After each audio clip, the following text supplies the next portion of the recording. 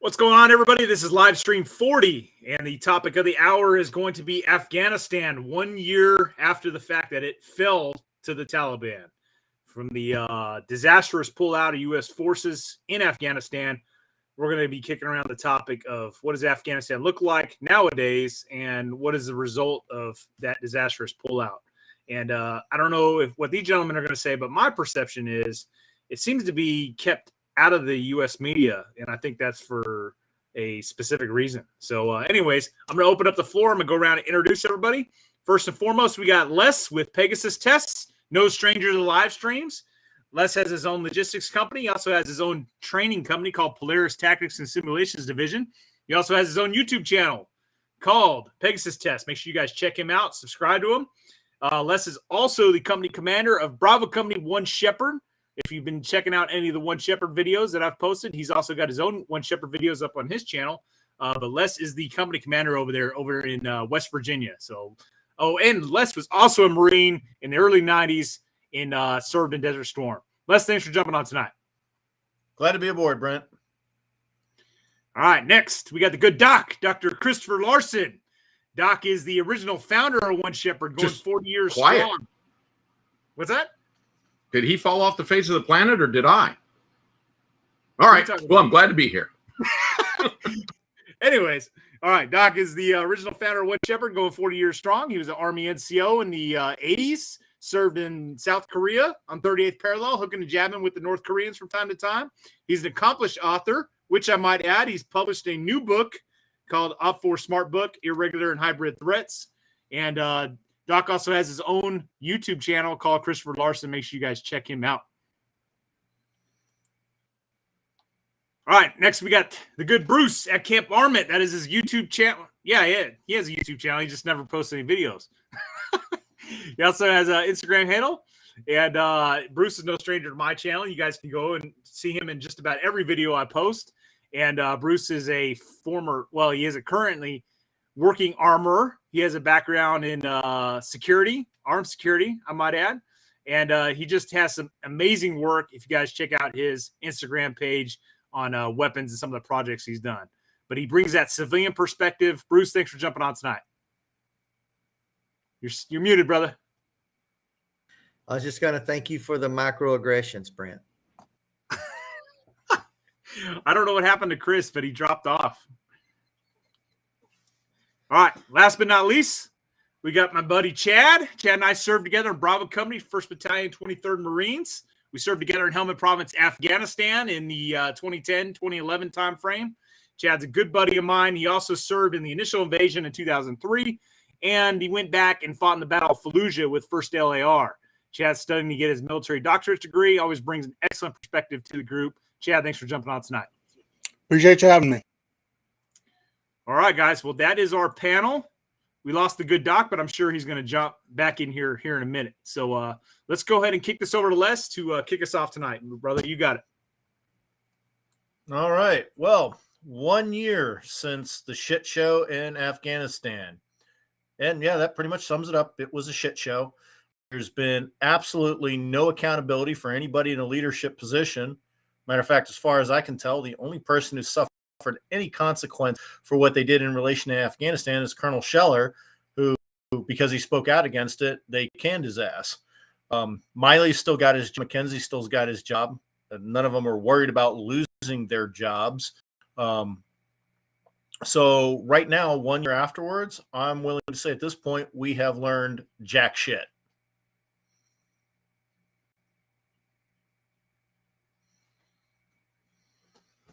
Well said, Les. I agree with that. Looking back on it, I can't help but think about the mirrors that we had with Vietnam and that failure, although it was a slower burn, I think, than what we saw in Afghanistan. But the whole thing is just a giant debacle. And maybe it was from the beginning. Maybe I'm one that I'm not a fan really of this nation building and putting governments and cultures then into place in countries that aren't prepared to accept it. And I mean that. I mean, when I talk about culture, the culture we have here in the U.S. of everybody gets to vote and everybody gets to live, That's not the culture in other countries, and other countries just aren't necessarily ready for that. And we've talked about this before, but unless we put that culture in place and that government in place for 2 or 3 generations, then the generations that are there under the old culture are going to continue to want to perpetuate that. So anyway, I think it's just one of those decisions that should have been made before we ever went in there to nation build. We should have made the decision, hey, are we willing to stay into this thing for 50 or 60 years? Or do we want to just go in there, kick some ass, kill a bunch of bad guys, and stay the hell out? I think that the latter there is probably the decision that we should have made. But unfortunately, we didn't. So we'll discuss that more as the stream goes on.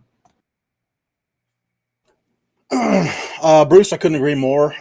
We always seem to fail at understanding cultures outside our own Western culture.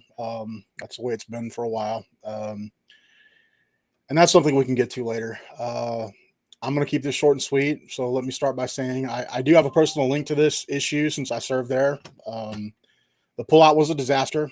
I agree with everything that's been said. Obviously, leaving behind weapons and gear was a huge mistake. Secondly, as we always do, we don't really plan these things out well. Our exit strategy, in Vietnam, Iraq, etc., definitely a lot to criticize there. But tonight, I think we also need to look at what goals we did and what goals we did not accomplish. And I'll leave it there for now. All right. So just like Chad just said, I'm, there's a lot inside here that's balled up. I'm pretty pissed off about the whole ordeal and how it all essentially came to a close. And I know Chad probably feels the same way I do, but there's a sense of betrayal to us, having gone over there and sacrificed our essentially putting our lives on hold to go over there and fight that war. And, to see how it all went down and how it's all evolved. I've seen Afghanistan now being essentially touted as a success story and how, we pulled out of there. I don't see how that's a success at all. Yeah, I mean, it's essentially reverted back to a terrorist safe haven. And how do we know that? Well, there was a freaking Al-Qaeda leader just killed recently by a U.S. drone strike that was living in Kabul. I mean, the freaking place where the Afghan government is, a senior leader that I believe had ties to the planning of the 9/11 attacks. He's living in the capital of Afghanistan, and we're conducting a drone strike there. Like, how was he able to live there? If Afghanistan is not a threat country again. I mean, we gave up Afghanistan. If you look on the bigger picture, I believe our biggest geopolitical threat is China. We had Afghanistan. We had working functional bases in Afghanistan that we could have operated in if the balloon went up with China. And we gave this up for what? And, the whole thing just freaking irks me and pisses me off. And not to mention and how, I understand the need to withdraw from Afghanistan, but, just to completely cut it off. I remember reading stories about, how they had U.S. contractors in Afghanistan working on all the Afghan Air Force aircraft and all that stuff. And then at some point, those U.S. contractors essentially were just pulled out. And there was no cross-training of Afghan contractors to, show them how to do that and maintain those aircraft. And, what is the reason for that? Why were these guys just undercut? Obviously, there's something to be said for, the Afghans being able to fight for themselves. They should have freaking defended their country better. I mean, at least put up a damn fight. I know a lot of Afghan army, soldiers were killed. They lost a shitload of guys in their own war, essentially. But at the same time, I do feel like they were undercut. The support was essentially just the plug was pulled on them, and I felt like that we essentially betrayed them. And like Bruce said, the parallels between what happened in Afghanistan and South Vietnam are just unbelievable. Do we not learn from history? It's despicable. And there's no question that it's lessened our stance in the world in terms of American strength, in my opinion. But it looks like we just got Doc jumping on. So, Doc, we're doing our round robin. You can jump on, man, and say your piece. Yeah. So I just caught the tail end of that, and I'm going to say, wow. First off, I'm just stole somebody else's laptop, just a person off the street randomly, and I look yellow. Sorry, that's my own vanity kicking in, but I'm truly yellow. Anyway, I heard what you're saying, and I think the parallels, Brent, with Vietnam are remarkable. And sad, and none of them are good. These are all tragic. By the way, you know, my father and my uncles, who that's their war, obviously, Vietnam, and they made their peace with it, but I haven't. I want nothing to do with Vietnam. I wish they'd fall off the face of the planet, and I'd sleep better at night, I'm sure. The fact is that now, 1 year later, the Taliban have a ruthless, brutal regime that is oppressing everybody. And we are going back, you know, we're reverting back to the Stone Age of the 1990s and, you know, a la kite, was it the kite flyer or whatever it is, and kite fighter, and just nastiness. And it's tragedy. And you're correct when you say it's not just that the fact that the Taliban have taken over, but that they have taken over after so much bloodshed and tragedy, and they are moving, Afghanistan back into the Stone Age, and we're complacent in that, and we're just watching it happen, and we're gonna do what we did in Vietnam. Go, wow, these things are beyond us. You know, you can argue all day long that we never should have gotten in Afghanistan, and there's part of me that might agree with that.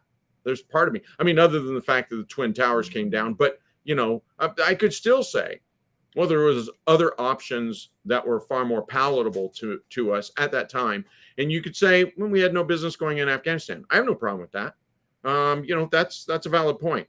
Once we went into Afghanistan, all bets are off. I don't want to hear that. I don't want to hear that weakness. I don't want to hear that, cowardly, pitiful, just disgustingness. That to me is pusillanimous. Once you've committed your people to a war, then the moral path is to finish the job. And so, but we, of course, have an immoral government. And I say the one that we have right now and the one before it wasn't that much better.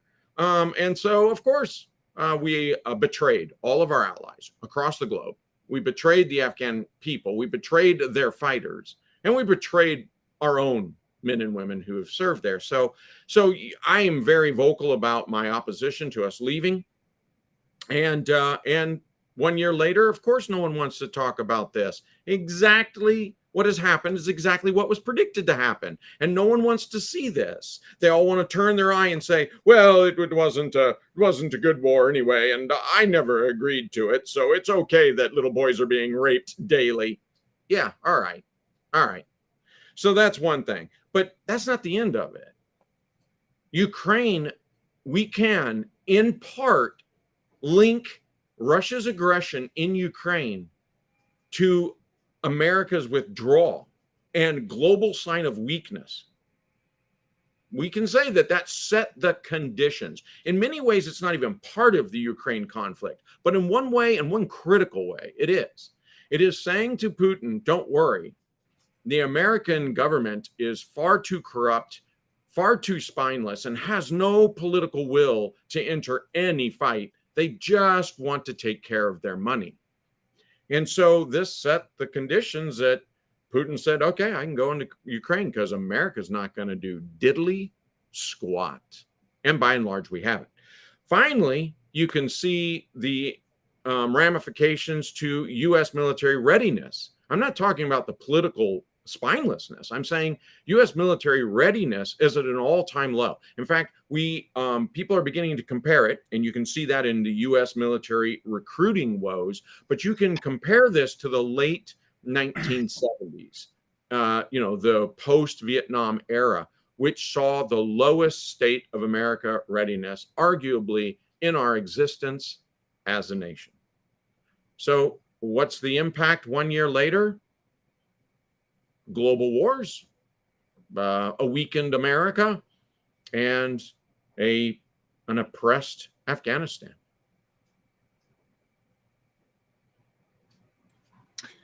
All right, guys, floor is open.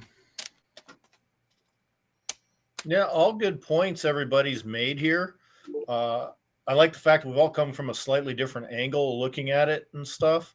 I think Doc is absolutely right in the fact that America's power is diminished. And it reminds me a statement that is attributed to the president of Honduras back in the 1970s, who said that to be an enemy of the United States is very dangerous.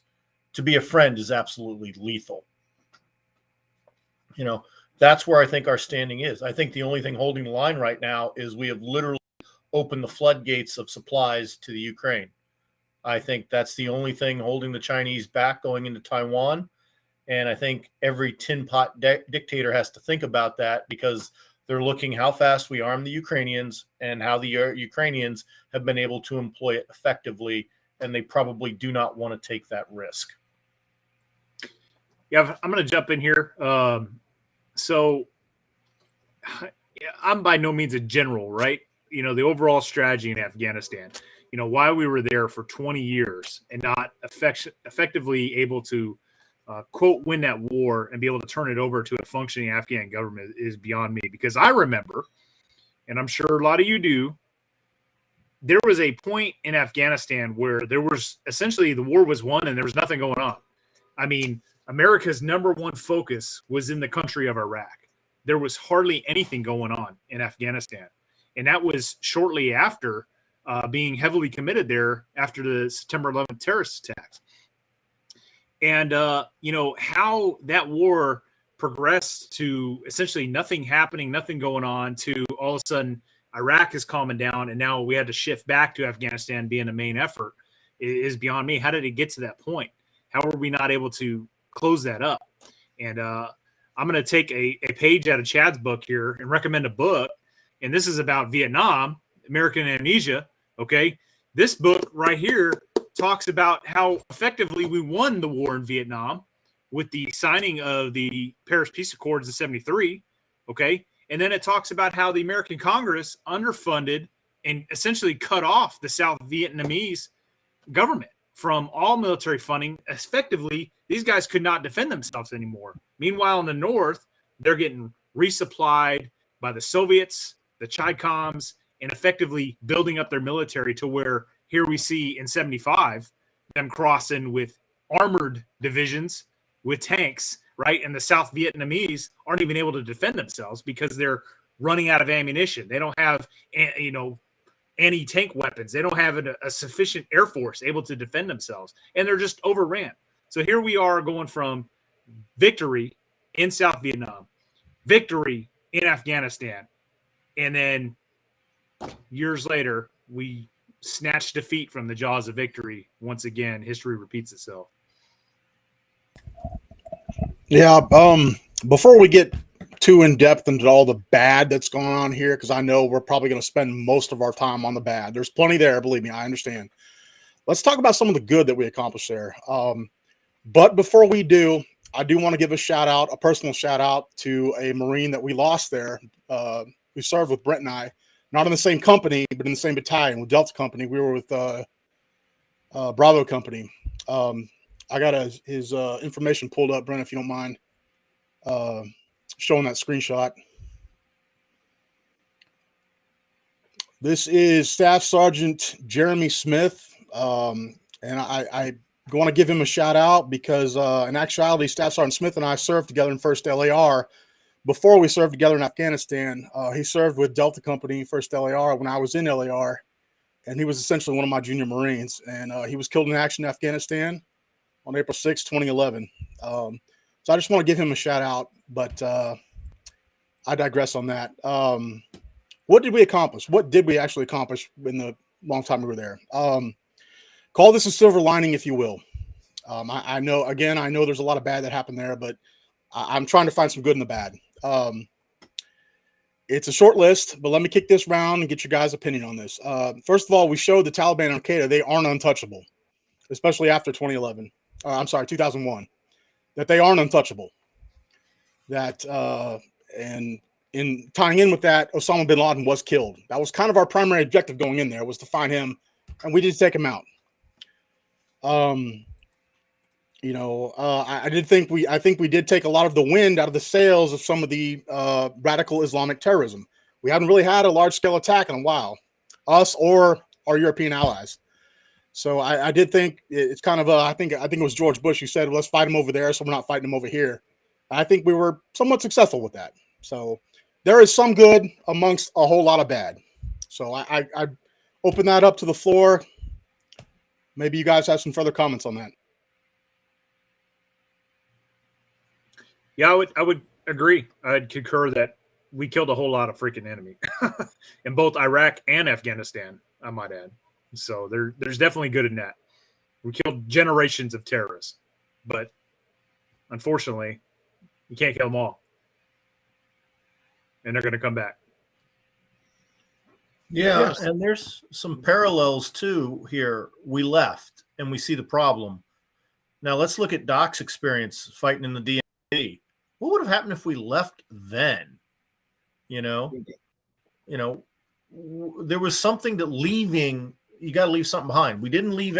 We left troops in South Korea to man the DMZ to show our resolve. And there hasn't been any North coming over that DMZ in an invasion force. Yes, they've had their incursions, but no full-scale invasion. Now in South Vietnam, we pulled out in 73, pulled our funding out. It's kind of a tribute to the South Vietnamese. They managed to last 2 more years because we pulled everything out of Afghanistan. It lasted, what, a month?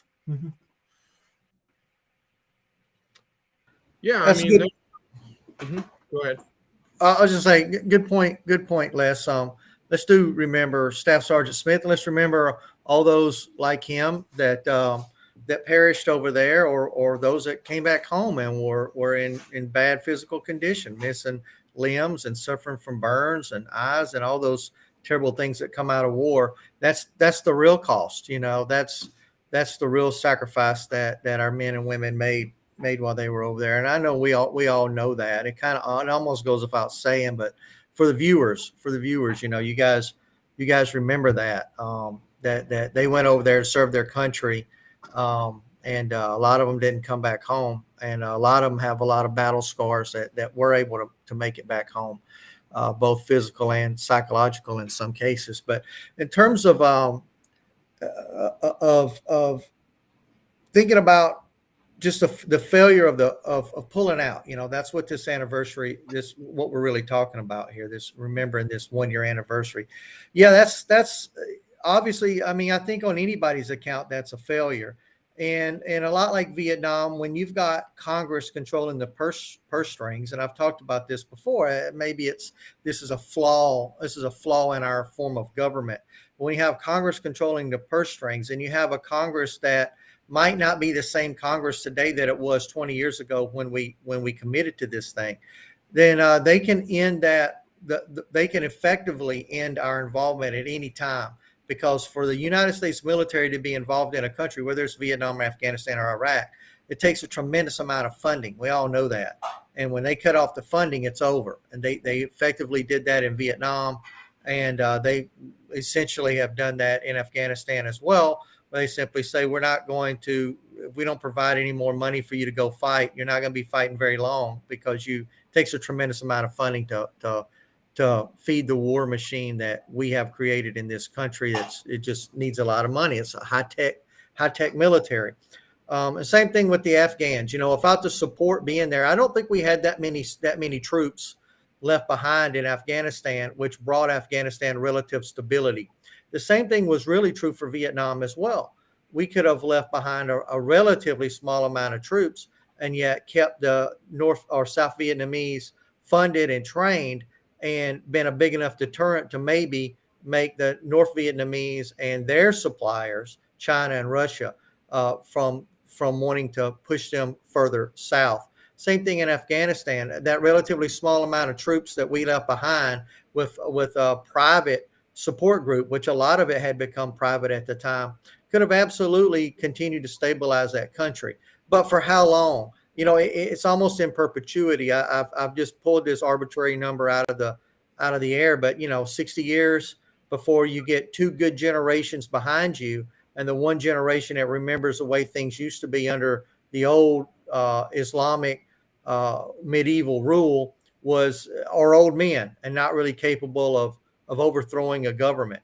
When you just do it for 20 years, well, you got guys that are 20 to 40 years old that remember or fully capable of adopting the old ways, and that's prime military age right there. That's just not long enough to be in a country to nation build.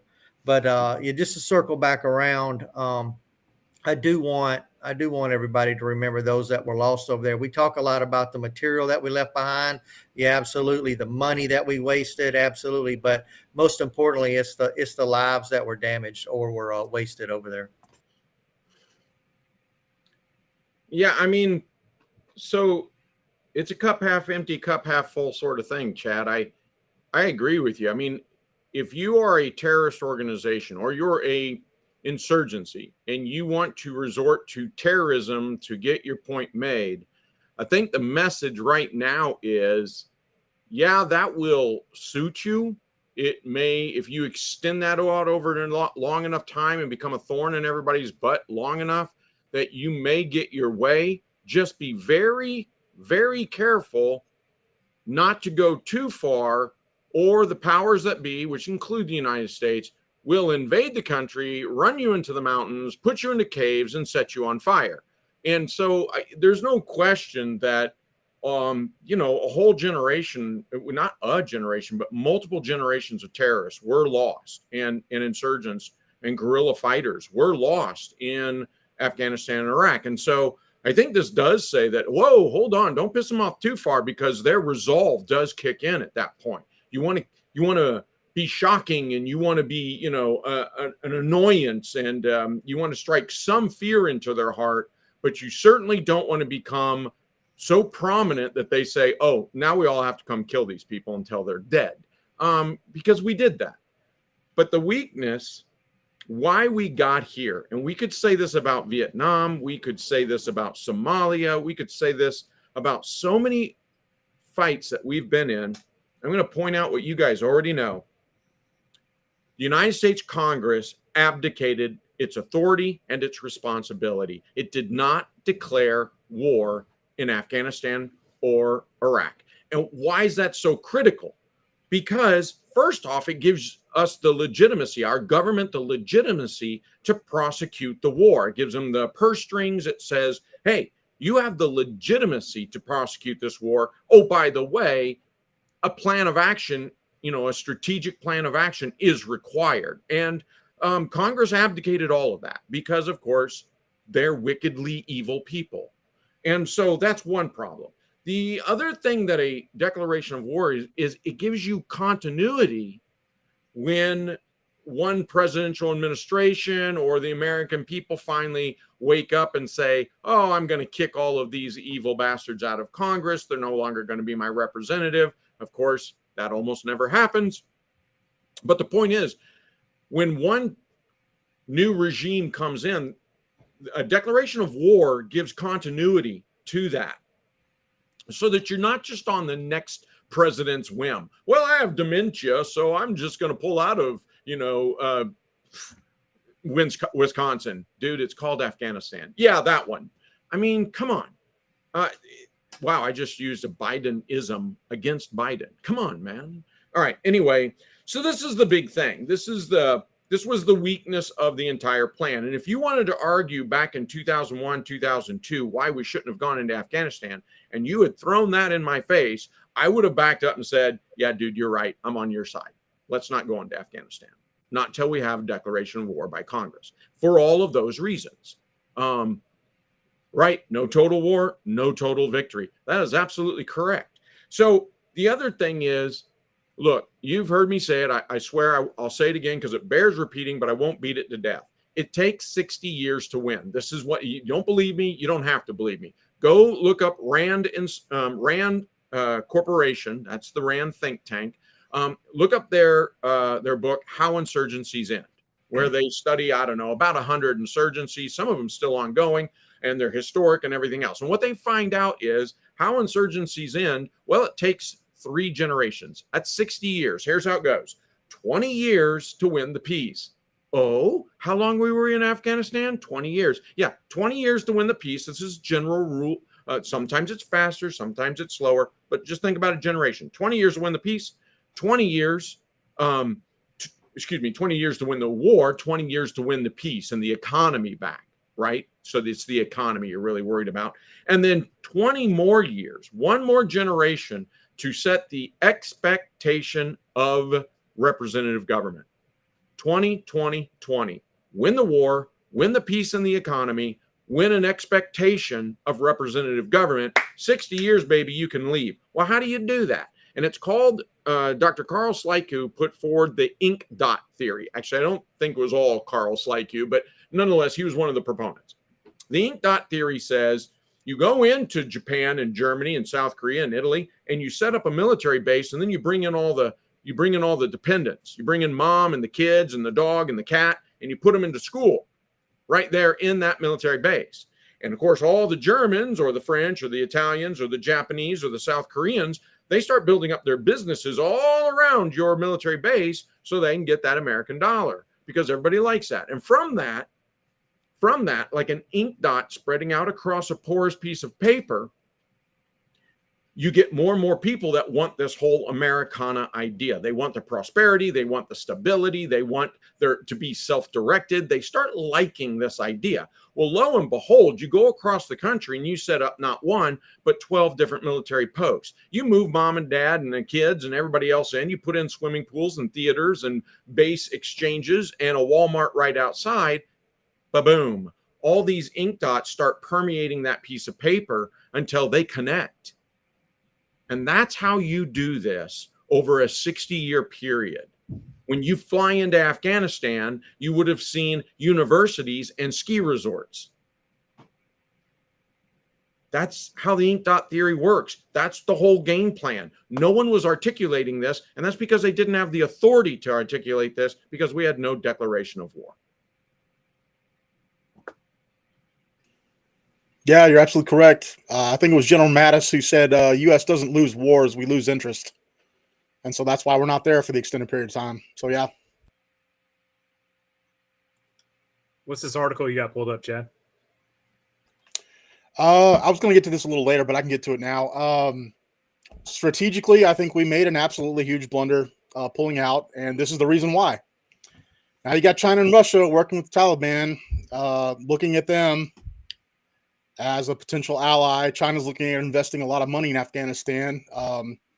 I've read in another article, not this one, but another one, that China's looking at Afghanistan to kind of put some investments in there to prevent destabilization in Western China, because they got this stuff going on in Xinjiang province. I don't know how you pronounce that. I probably just ruined that. But so, yeah, it's we've created another dangerous situation here. Obviously. So, yeah. I saw something. I can't remember if it was today, an article, might have been on Fox News. I don't remember, but it was the Biden administration was looking at releasing like billions of dollars that were tied up after the Afghan government fell. They release that to the Taliban. Well, we've seen China make that kind of move in Africa too, and in other parts of the world as well. You know, they're smart in that respect. It doesn't seem that when it comes to them clearly taking advantage of another country for their own benefit, that's pretty apparent whenever they move. They simply just pump money and jobs into that area, into that country, and money talks, right? So if you're from a poor African country, or if you're an Afghan as well, you'll take that money wherever you can get it. A good, stable job, making big rocks into little rocks is something that is a good thing for a lot of people, and that's to China's benefit. They don't get into the morality, or they get into changing of the culture. They're like, hey, just as long as you're pulling shiny rocks out of the ground for us, or whatever minerals, or whatever type of whatever you've got in that country that we want, as long as you're pulling it out of the ground and giving it to us, we'll kind of let you do your own thing. That's very different from how we go in there with our kind of mightier than thou approach towards other cultures, where we say, yeah, we want you to do that for us too, but we also want you to have a government much like our own government. China isn't as worried about that. China seems to be more focused on, hey, just give us what we want, and we'll continue to take advantage of your land and your minerals and your people as much as we can. Hey, I can't fault them for that. They don't have a 20-year war going on over there, losing lives every day. And, that soft glove approach for them, maybe. Look, I'm one of those guys. Go back to the first Gulf War. You had all the lefties in this country were up in arms because we went into Iraq. And if you go back and you pull the stories from that time, it was all about us going in there for oil, that we wanted cheap oil, and that was the reason that we went into Iraq. I was 100% on board with that. My gasoline should be free, and there should be a giant pipeline going from Iraq all the way to the United States, just fueling us with free energy forever. Because if we were going to give those people freedom, we're going to go over there and fight and sacrifice for those people. We're going to build another government in place of the evil, bad Saddam Hussein's government. You know what? The least you can do is shoot us free oil all the way over here, nonstop pumping more than we know what to do with. Everything should be powered on oil. This laptop that I'm on right now, I should be topping off the generator with oil, just keeping that thing going, because it should all be free for us here in America. But that somehow they made that into an evil thing. Like, we as the United States can't go into another country and expect anything in return for what they're telling us we're doing for the people over there, if we're to believe it. And I guess that's one of Bruce's rants. But Bruce likes free oil. Bruce doesn't like paying a lot for gas. And Bruce certainly doesn't like helping other countries that nobody knows where they are on a freaking map, sending our troops over there, sending our trillions of dollars over there for decades, and not having anything here to show for it. All right, I got nothing. I don't agree with you, Bruce, on that one. I don't know. I didn't know that we were in the business of making war for money. I'm not a mercenary. Don't think our government should be. But I mean, there's people in this chat right now, and certainly across from one sea to the other shining sea, that believe that we should be an empire, that we should be imperialistic, that we should go into other countries, just like the European nations of the old days, and certainly of China today, and just take whatever we want. Rape, we have the power, might makes right, so we rape your natural resources because we can. And there are people who absolutely buy into that, and I don't. There are other people on the other end of the spectrum who want to stick their head in their sand, and I'm being nice because that's not where they're sticking their head, but they want to be an isolationist. And I'm like, okay, you know what? There's a certain and only a very slight argument, moral argument for isolationism, because there's certainly a moral argument against it. But here's my thing. Show me historically where that worked. Please, somebody show me historically where, yeah, X country went on, thrived, was wonderful, went on for centuries and centuries, a couple millennia, and everything worked out fine. No, because what happens is you go into isolationism, and usually within 200 years, your country doesn't exist. No one says it anymore. They don't know the name. Your language is gone because you're conquered. This is why Japan in the late 1860s through the early 1900s modernized. They came out of isolationism, looked around at all of the imperialism, all the European imperialism throughout Asia, and said, oh crap, we better modernize. We better stop being a hermit. It's why Korea fell to China. It was because they were a hermit. I mean, there's just one example after another. So we have these overly simplistic and unrealistic notions of, well, we should just be this mercenary nation, takes what we want. And then, like I said, then you have the other side of that that's like, no, we should just stick our head up our butt and not do anything until someone comes and slices our throat. Well, okay, maybe that's not the best plan either. So you strike the balance. Is the balance an easy thing to strike? No, it's not. Balance is difficult. But we do have a system. And like I said, we're not using our system. This is what disturbs me so much about all the wars that we've been to, is that we never gave our system a chance because our elected national representatives are cowards. They're cowards and they're corrupt people. And they abdicate their responsibilities so that they can get reelected and steal more money from the American people. Okay. Hey, you want to be angry about that? I'm with you. I'm angry about it.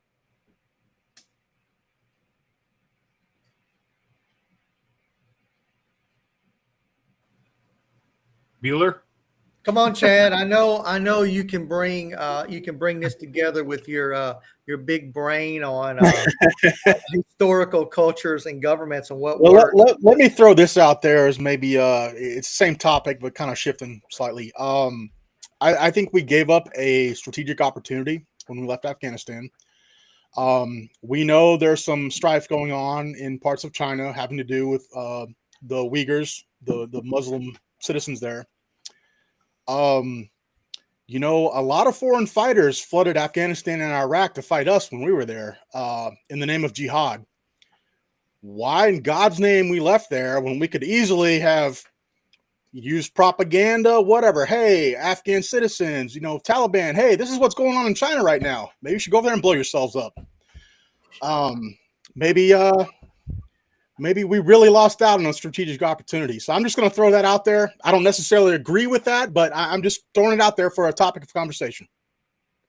Well, we know doing evil things is not beyond the realm of our own government. I think we can all agree on that. We can all pull up historic, not even in our lifetimes, things that they've done to other people covertly that would definitely be classified as pure evil. And yet here we are. One of the founding fathers, who I don't remember who it was, Chad, you'll know, but said something to the effect of like, we are the best of the worst forms of government out there. And that's except all the others. Really true. We have to be careful not to put ourselves up on some high perch and say that we have the greatest government ever conceived in the history of the world ever. It's just that ours works better than most.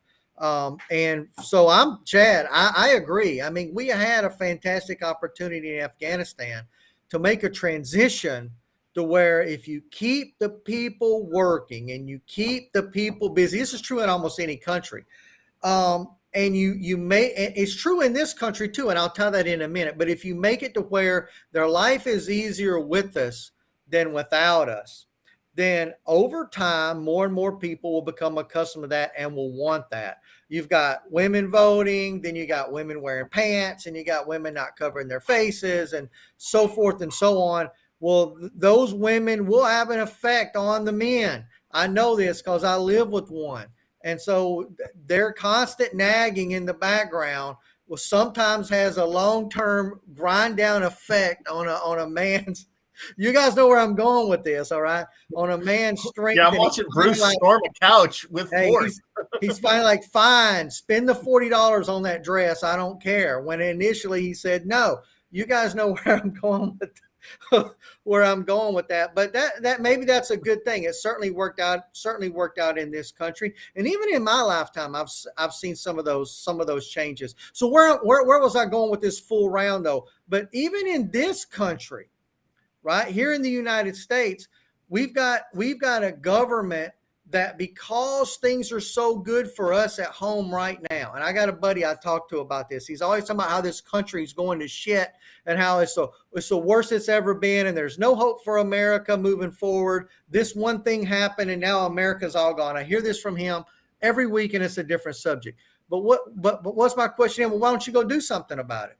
Well, he won't admit the answer, but the answer is simple. Things are so good here.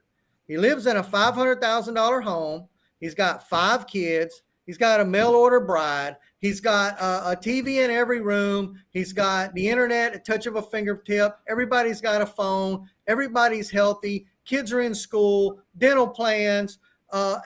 It doesn't get any better anywhere else. So you can create this facade that, hey, there's better in, like, I'm going to go to some South American island and live there. Yeah, that's cool for about a week until your kid needs a tooth pulled, and then there's no doctors around. What are you going to do? This is one of the best countries in the world, if not the best country in the world. There's a reason that the government supports that, though, because it keeps the people happy and it keeps the people from revolting. The same thing could have been created in Afghanistan. I think that we were trying to do that in Afghanistan. And by pulling out too soon, well, we've wrecked it all. And as soon as there's a vacuum, that vacuum's filled, and that vacuum was filled with the Islamic, I know we like to say extremist. I would probably just say the historical old school Islamists that are out there. They go in with their idea of doing things. It's fairly anti-female. It's fairly anti-freedom, but it's not probably that far from where the Western world was 500 years ago. And we created that. We caused that. We gave them a taste of what it could have been like, and then we left them. And within 6 months, a year, it's reverted right back to where it was before we ever even got there. Yeah, Bruce, let me follow up on that. Susan, I'm going to butcher her last name, but it looks like Bassignani. She said something to the effect of the U.S. is becoming communist with a sprinkle of democracy. And I think it goes to what you're saying, that we do have this perception. And again, it's a simplistic perception to say, meaning it's not true. It can't be completely true. To say, oh, America's going to hell in a handbasket. Really? Because this is still the one that everybody's trying to swim to. So, so we know that can't be completely true. And yet at the same time, Bruce, you bring up a good point. Well, was it not one of the Caesars or the Senate that said, yes, distract the people with bread and circus, and we can do anything we want? And surely we do have that going on right now with our own government. And it's not new. It's been going on for a long time that we are distracted with bread and circus, and our government does whatever the hell it wants to do. See, I have no illusions that, we were going to Americanize Afghanistan. Like, I just don't see that could possibly happen. Like that country is so divided in terms of like different tribes and all this other stuff, all scattered everywhere. What I think we could have achieved, and I think we did do this after we first went in and, essentially wiped out the Taliban and pushed them over to Pakistan, is they had their own functioning government, their own functioning military. And, we just continue to support them in some capacity, whether that be air power or, military aid, and they run their own country. But, and we had a small U.S. contingent, which, operated on a limited basis, and the Taliban couldn't take over the country. They didn't take over the country until all U.S. troops were gone. I mean, it was clear as day, guys. As long as we had a small contingent, we're talking about a few thousand, guys there. Like, what is that? That's nothing. That's absolutely minimal footprint. And we held Afghanistan together, right? But the second you pulled those just few thousand U.S. servicemen and contractors out of the country, the whole fucking house of cards collapsed.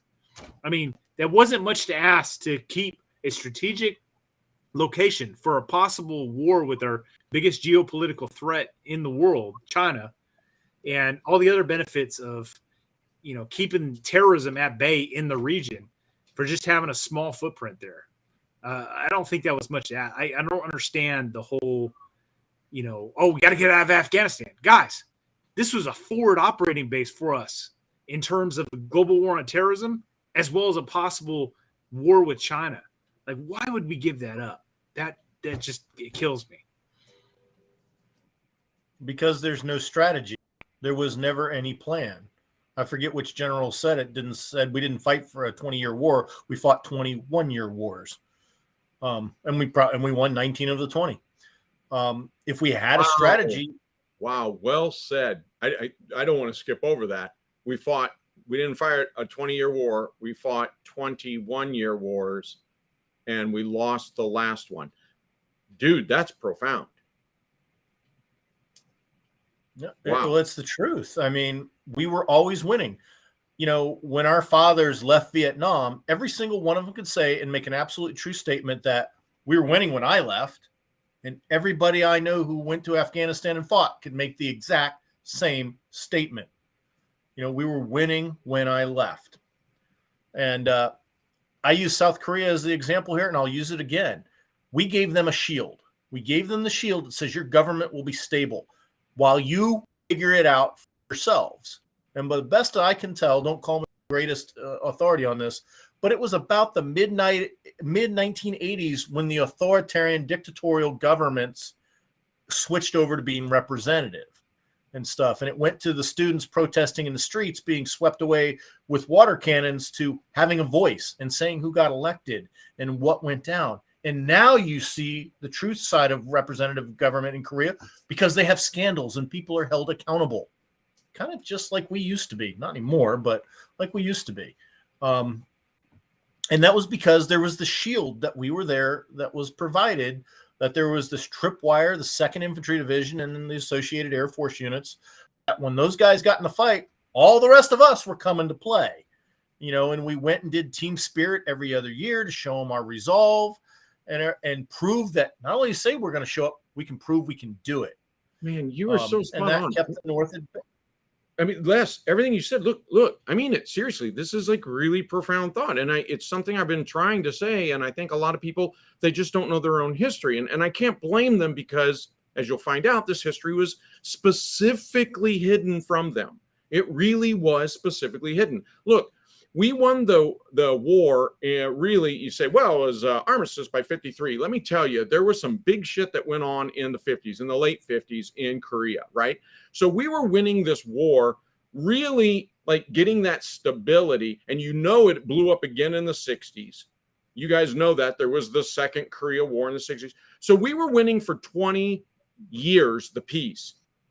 There is the economic miracle in South Korea of the 1970s that just went on, but that decade, the economic miracle of South Korea pulls itself up by the bootstraps and just becomes a giant in all sorts of industry, electronics industries, computer industries, car industries, shipping industries, and agricultural industries. It just becomes a powerhouse. Now, hold on, because I said, and RAND studies have said, you win the war, then you win the economics, and then you have an expectation of representative government. And you see that really ramp up in the 80s in South Korea when they're like, no way, we're done with your political BS, your corruption. And they overthrow this in demonstrations and water cannons. And by the early 1990s, they have truly democratic elected presidents and representatives. And frankly, over the last 30 years, they've done better than us. Brent, remember this. If you go back and you look at your newspapers and your news media of Western worlds, because it was a UN fight from 1950 to 1953, everybody was saying the Koreans have been so brutalized by the Japanese for so long that they are basically speaking apes. That's how they referred to them, as apes with language. They will never be sophisticated. They will never be educated. They will never be peaceful. And they will certainly never be part of any economic global connections. How wrong they were. So it demonstrates what RAND study is trying to say, that if you commit to a war, commit 60 years or don't commit. Don't have the war. Do your bombing raid, your raid on a port with the SEALs, and then leave immediately. Within seconds, leave. But don't get into a war. If you're going to get in a war, it's a 60-year commitment. And I also like what Les said here, because I have personally been torn. I watched my fathers and uncles, my cousins and friends, and we served in the Korean DMZ. And many of us were really beaten up by that, emotionally beaten up. My cousin was shot through the kneecap and it ended his career. There's just so much that goes on inside that Korean DMZ. And I was bitter about it for so many years. And now I look and I say, wow, we pulled out of Beirut, and we pulled out of Somalia, and we pulled out of Iraq, and we pulled out of Afghanistan. We pulled out of Vietnam. You know where we didn't pull out? Korea.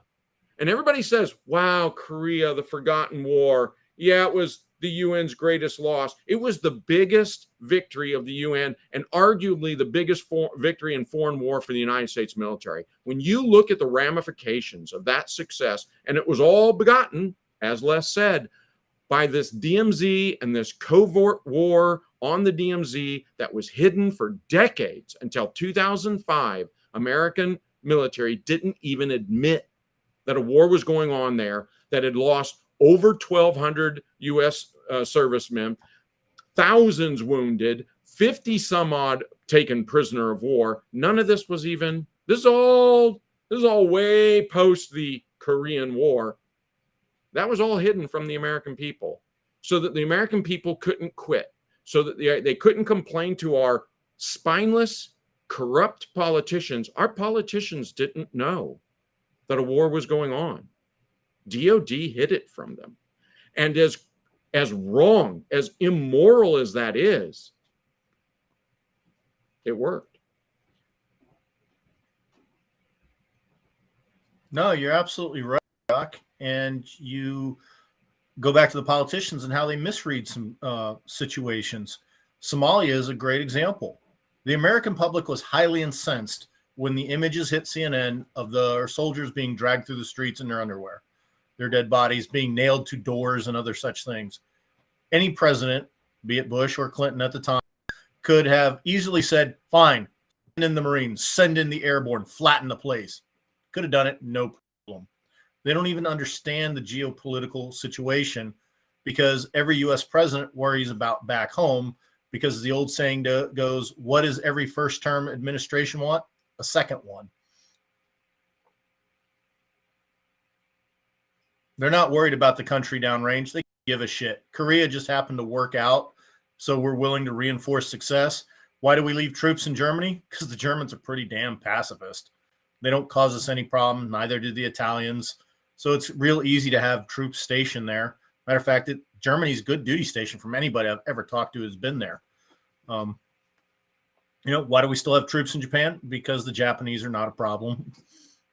If the Japanese had continued to be a problem after the war, we'd probably be gone now.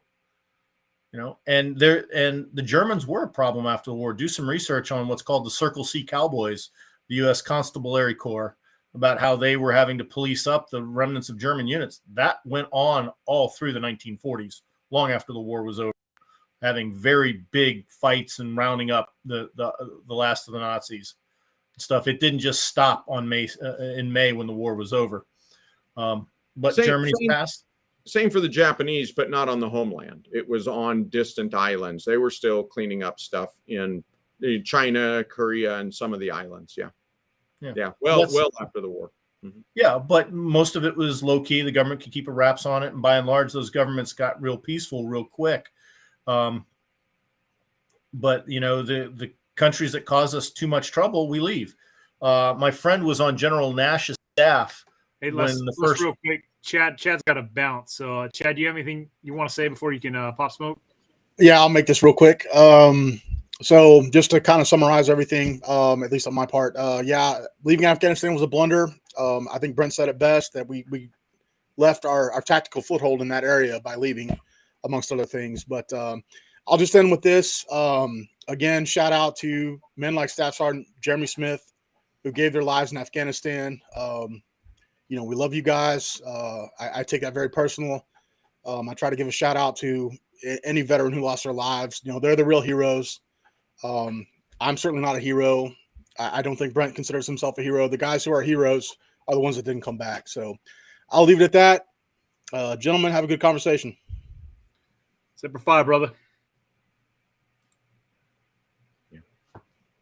And before Chad said to all our friends who didn't come back. Hey.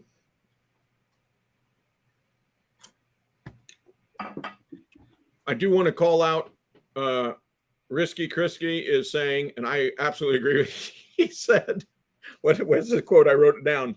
I just want access to the same weapons we left the Taliban. Hallelujah, brother. I thought that was hard for me not to start laughing when I read that. I was like, oh yeah, me too. Yeah, well, we'll give we see the value of an armed people, our government does, as long as it's not the American people. Yeah, I'm sorry, you were saying, Les.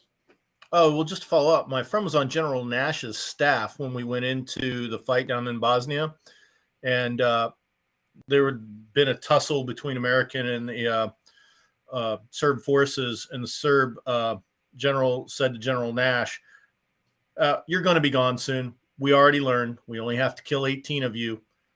General Nash shook his head and went, "True. How many of you is it going to take to get to 18? Notice that we don't have any problems in that part of the world anymore.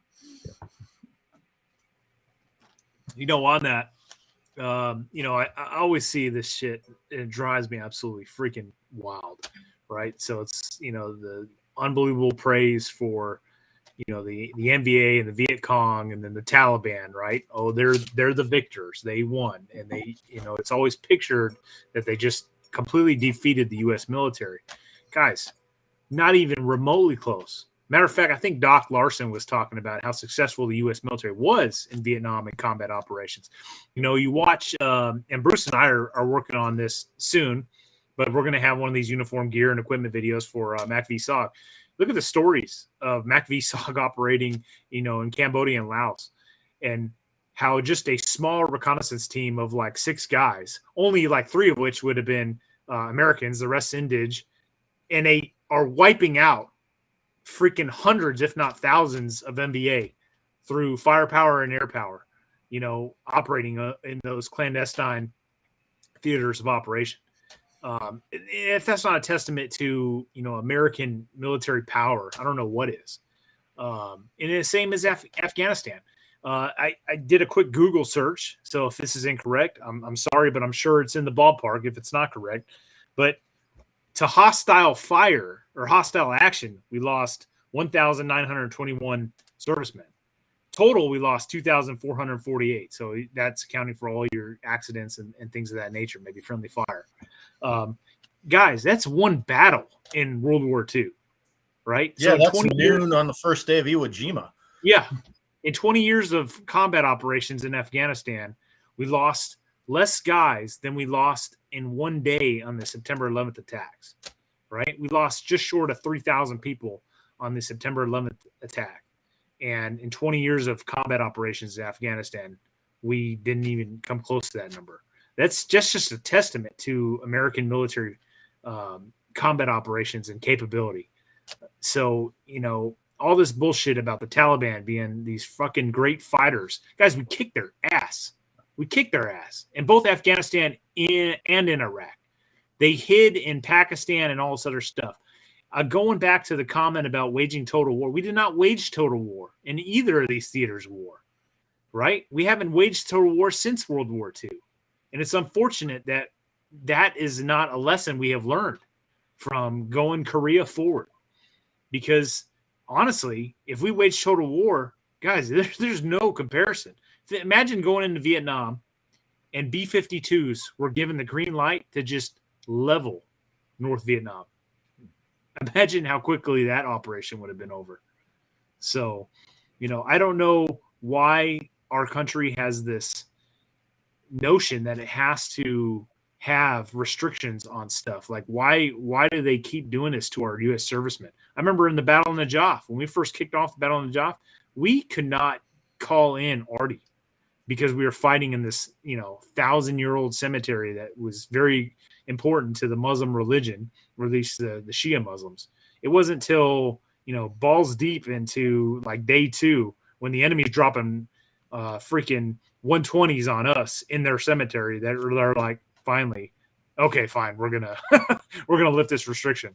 So why do we feel the need to keep restricting and hand tying? I mean, this is going back to Vietnam and Korea, hand tying U.S. servicemen in combat operations. But even with these restrictions, we absolutely decimate the enemy in combat operations, and then we hand them a victory on a silver platter, just because, for whatever reason. I don't know. It goes down to a statement at the end of the Vietnam War. I think it was in 1973. Colonel Harry Summers was speaking with the North Vietnamese general that took over from General Giap.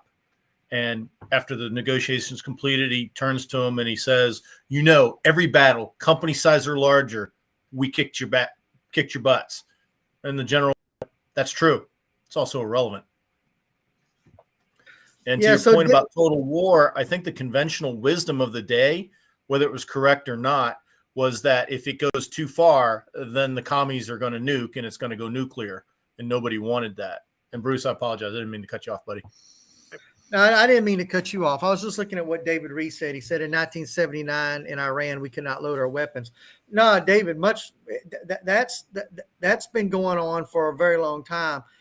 We see pictures of guys in Vietnam in side bases with unloaded weapons. We see even going back to first Desert Storm, and I don't know if Brent might have any stories or Les as well, or even Doc. But I know in first Gulf War, we had guys in Kuwait walking around. The photos were coming in. You had all these badass dudes armed up, no magazines in their weapons. And I think that is a microcosm of what Brent is sort of getting at, is that if we don't trust our individual troops, after all the training that we've put in them, to carry a loaded weapon around, we deal with it on our own military basis, right? We had that terrorist down at Fort Hood come in with a gun and start shooting a bunch of our troops, and they couldn't even defend themselves. How are our soldiers at home on base if we don't trust them with weapons? Why do we even allow them? Why are they even troops? Okay. Why are they even in the military? I mean, there has to be, in my opinion, that level of trust. Yes, their accidents are going to happen, but we have to be, as a country, willing to accept that. I think that's just a microscope picture, though, of our whole military, of our whole government being, if we go to war or conflict or whatever you want to call it, with another country or entity of whatever type, there should be no holds barred. Bomb the shit out of Hanoi, bomb the shit out of the Taliban, whatever it is, just utter destruction. We know that in this country, we have a shorter timeline to win a war, and it gets shorter as technology goes on, as we advance. The losses that we can take become smaller before what should be a win turns into a defeat. By the time the news media is showing what's happened to that city, there should be a surrender paper signed by whatever leader was in that country. It should be a done deal because of the destruction that we brought on that country. We do win nearly every battle that we go into.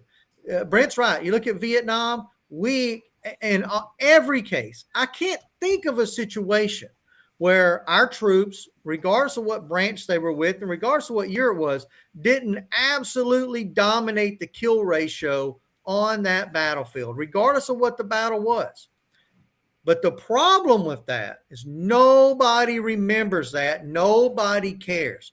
There's an old saying, to the victors go the spoils of war. But I want to change that a little bit. And I want to say, to the victors go how history is told.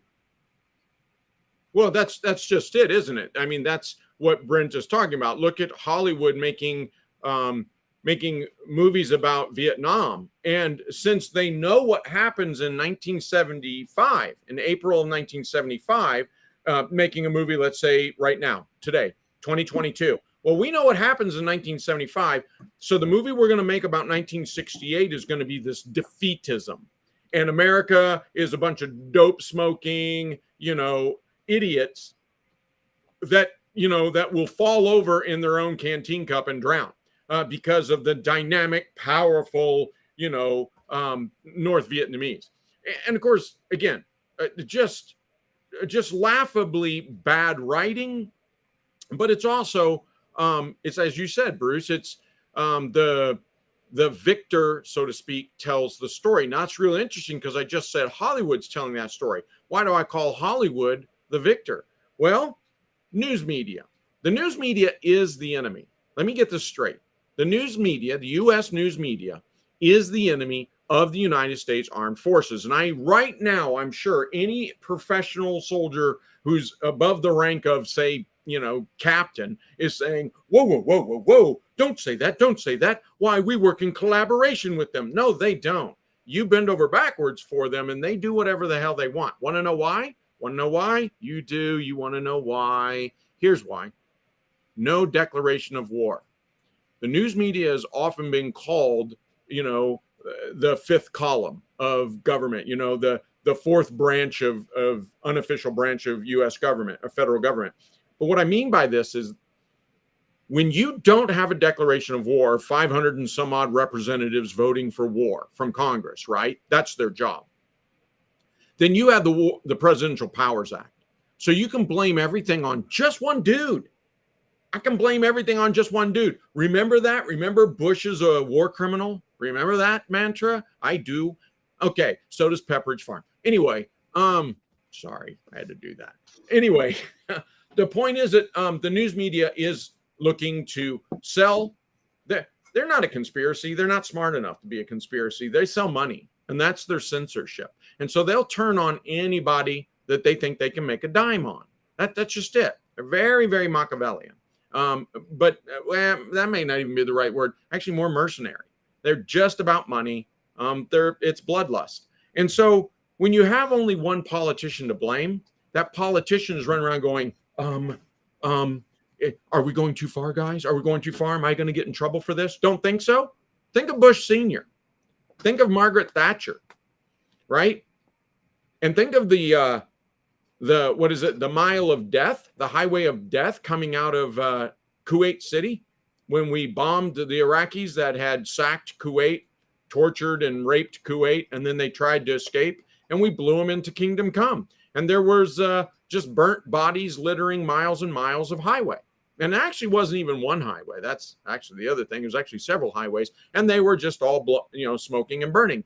And after 100 days of battle, 100 hours of battle, Bush and Thatcher blinked. They blinked. They said, oh, we're going to look like the bad guys. And hey, Bush, buddy, you don't have a declaration of war, do you? Nope. So when you don't have a declaration of war, you don't have the legitimacy, and the news media will turn against you. When you do have a declaration of war, you have legitimacy, and as soon as the news media turn against you, that's no problem. We lock them up and throw them in a cave underground. Say, sorry, buddy, we've got legitimacy at war, and you were abiding and helping the enemy. You're coming out against our president. You're coming out against these people. We didn't approve your message. Into the ground. And that's where they sit until several years after the war has come to its conclusion and we decide whether they're guilty or not of espionage and treason. So, I mean, I make an incredibly good point there, because I remember during Desert Storm, probably the TV and ran up an antenna to get some kind of news, and there was some Saudi station rebroadcasting CNN, and I remember the distinct broadcast of Wolf Blitzer talking to Peter Arnett and that other dude up in Baghdad going, hey, a strike just left here and the Air Force tells me they'll be there in about 4 hours. Yeah, I don't think that happened during the Second World War.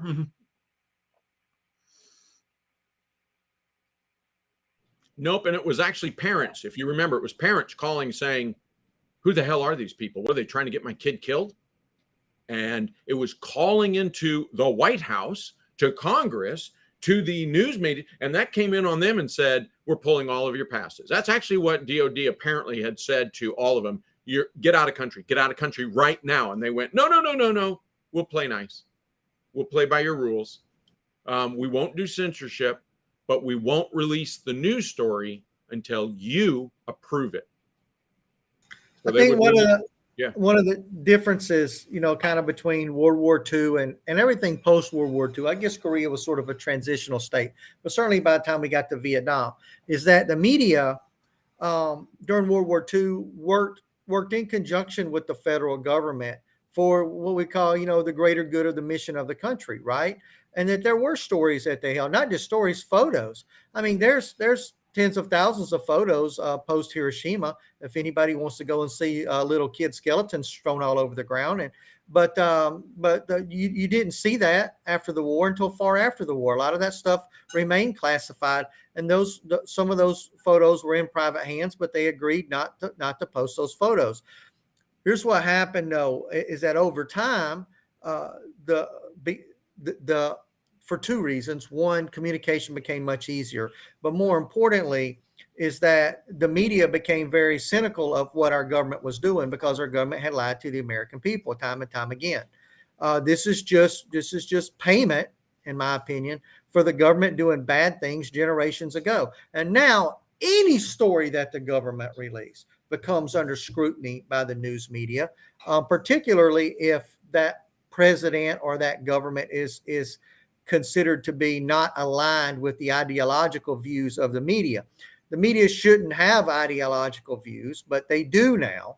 And if you've got a Republican president and you've got a media that leans Democrat, they're going to subject everything the government does to the worst light possible, and vice versa. And that's just the problem that we live in today.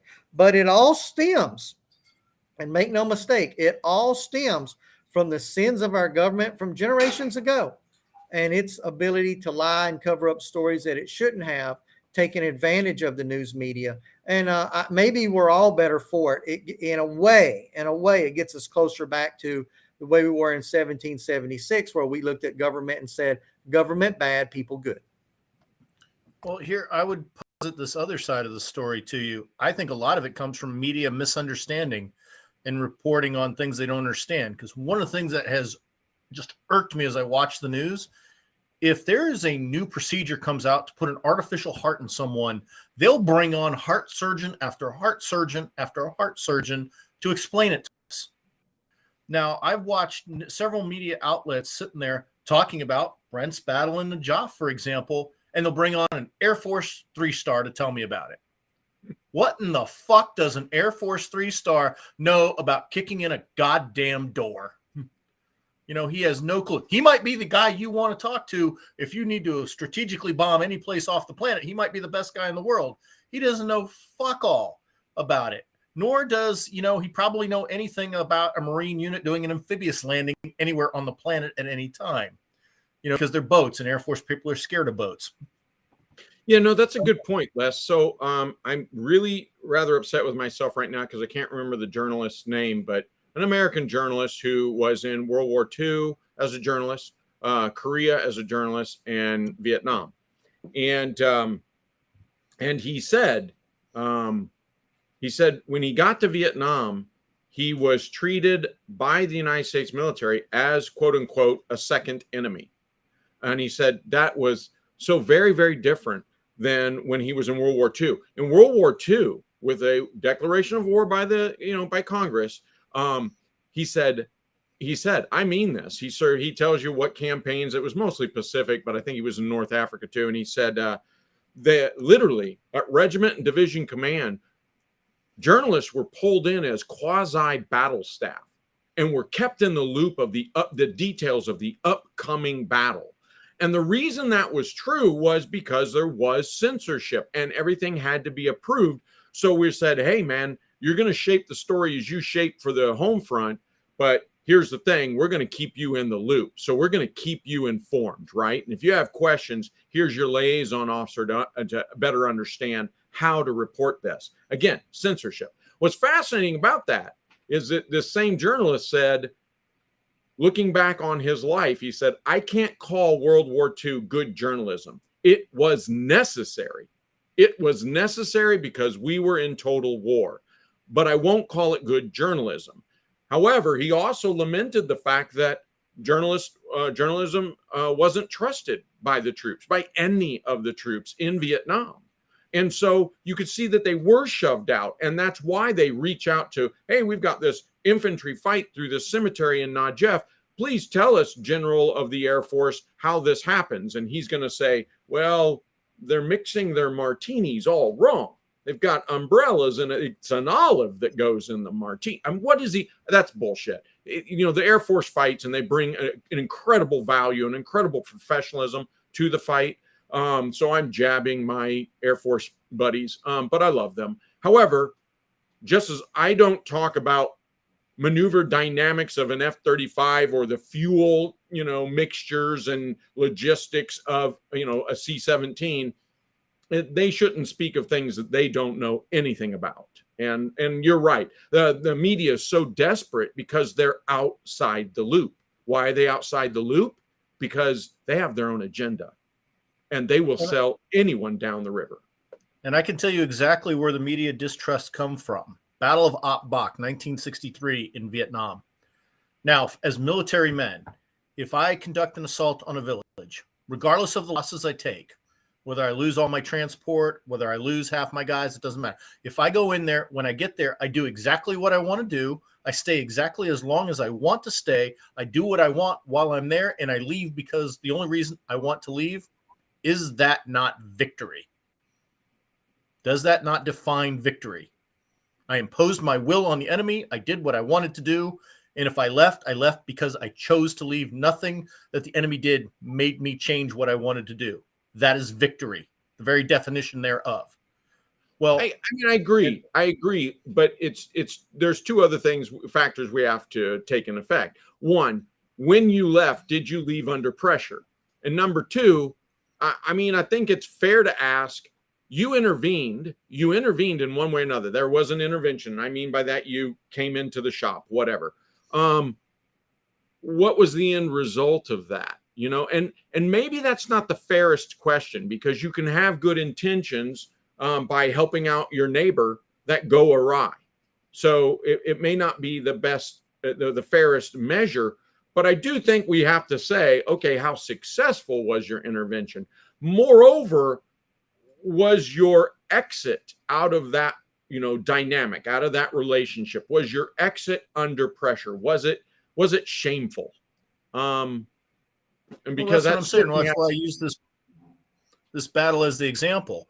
They came in. Now they lost 5 helicopters in there, and I think they lost 20 guys, 20 South Vietnamese guys. They go in, they killed the VC, they got some bodies, the village was theirs, it was over, battle's over, the VC had run away, no reason to stay. More helicopters came, they got back on, went back because that was the strategy. Fly back, fly in, fly out, that was the thing. That's victory. They came in, they accomplished what they wanted to do and left. The media at the time went, you lost 5 helicopters and 20 dead ARVN. How can you declare this a victory? Yeah. If you impose your will on the enemy, that's victory. No, you're right. There's a misunderstanding of what, of how military defines victory and everything else. But I also recognize the Clausewitzian notion that war is an extension of politics. So we went to war to impose our political will. Were we successful? You have to measure that, because from a military standpoint, yes, we were successful in Somalia, in Vietnam, in Afghanistan, and Iraq. Yeah, if you look at a tactical / operational view, yes. How about a strategic view, though? It sure doesn't look like victory to me. I use this analogy of, I'll dumb it down and refer to it as like a car. Okay. So you got this car, and this car's not running outside. And you tell your wife, you're like, hey, I'm gonna go out and work on this car today, get it up and running. She's like, okay. Spend all day out there, and you come back. She's like, how'd it go? You're like, well, I fixed the AC. I got the tires aired up. I put new brakes on it. It had an exhaust leak. I got the exhaust leak fixed. And she says, but is the car running? No, the car's not running. Well, that's failure. Yeah, you've accomplished a lot. You won tons of battles, but your premise to going there was, we're going to do this. And what we were going to do in Vietnam was make South Vietnam democratic. And in 1976, South Vietnam was communist. That's all the history books care about. We won every battle, nearly every battle. We kicked ass everywhere we went. Our soldiers did everything we asked of them. Soldiers and Marines, Navy personnel, everybody, all of our troops did everything we asked of them and absolutely kicked ass. But it didn't result in a victory, because when we went in, the goal was make them democratic. Same thing in Afghanistan. What we should have done in Afghanistan was said, we're going to go kill the holy shit out of a whole bunch of bad people over there. And we could have pulled out at any point and said, check that box. We killed the shit out of them. But that wasn't what we went in there saying we were going to do. We went in there saying, oh, we're going to nation build. Women are going to be able to vote. Remember all those purple dyed fingers that were such a big deal? They're not going to have to cover their faces anymore. We're going to put those little girls in school. That's the promise that we made going in. And that was the mistake. Wait a minute. Sorry. Luke Bassignoni or Bassanini or however you say, do you guys know of any good training organizations for youth? My son wants to start early and I have to work much to support blah, blah, blah. Is he trolling me? He's trolling me. He's trolling you. He's trolling you there, Les. That's, I don't know. Luke, where's your son? I mean, is he anywhere near Alpha Company or Bravo Company? I mean, is he, sorry, that was a hard break, Bruce. It was just, I caught that and I was like, he's trolling me. He has to be. Or maybe his son is 4 and he wants to start. If you've ever watched this and you haven't gotten about One Shepherd, I can't help you. Yeah, I was going to say, if one of you guys out there might want to promote One Shepherd, this might be a good opportunity to do that. Unless, Luke, your son is younger than 14, we do not take them younger than 14. We recommend if they are younger than 14, you put them on a weapons crew. This teaches teamwork, hand and eye coordination. I would recommend mortar or flamethrower. Flamethrowers are always fun. Do something like that. And when they're 14, send them to One Shepherd. All right. Sorry, okay, Bruce. Luke says he's in Massachusetts. What's that? Luke says in the comments that they're located up in Massachusetts. Well, the closest company to you is my Bravo company in West Virginia. Depending on what part of Massachusetts you live in, that's anywhere from 8 to 10 hour drive. Come on down and join us. Luke, looks like Luke says he's 10. So Luke, let me give you, let me make a recommendation. See you in 4 years, Luke. Yeah, see him in 4 years. And I'm going to go out on a limb and say, find a cool Boy Scout troop that does a lot of stuff focused on patriotism and camping, getting out in the woods. That built me into who I am. I went through an Eagle Scout program and I loved it. And so much of what I learned keys in with training like One Shepherd gives in military training. He's not going to be carrying a rifle around, but he will get a lot of those teamwork skills that he needs and understanding what it's like to be out in the field for days on end. And understand a little bit of patriotism about the country too. So at that young of an age, at 10 years old, I don't know that every Boy Scout troop is good like the ones were that I was in. That's why I'm saying find a good one. Go sit in on their meetings. See if they've. Every one of my Boy Scout leaders was a vet. I had a Marine that manned a 50 at Quezon. I had a Navy guy and I had an Army guy. And I learned everything I ever needed to know about the different branches through my Boy Scout leaders. My Marine was a quiet guy that could not work a compass to save his life.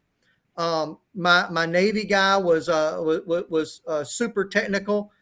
He was a good guy, but he tried hard. He did. And and then the Army guy was a pretty well-rounded guy. Doc, a lot like yourself. But find those Boy Scout troops if they're still out there. That's a good start for a 10-year-old. And like Les said, in 4 more years he'll be ready to step off into something like One Shepherd. Yep, I'd say that and marksmanship and scouts. And if you can't find a Boy Scouts because they don't exist anymore or something like that, there are some Christian Scouts out there that actually are trying to fill that void for young boys, to grow them into men with some of the traditional values. So you may want to consider something like that as well.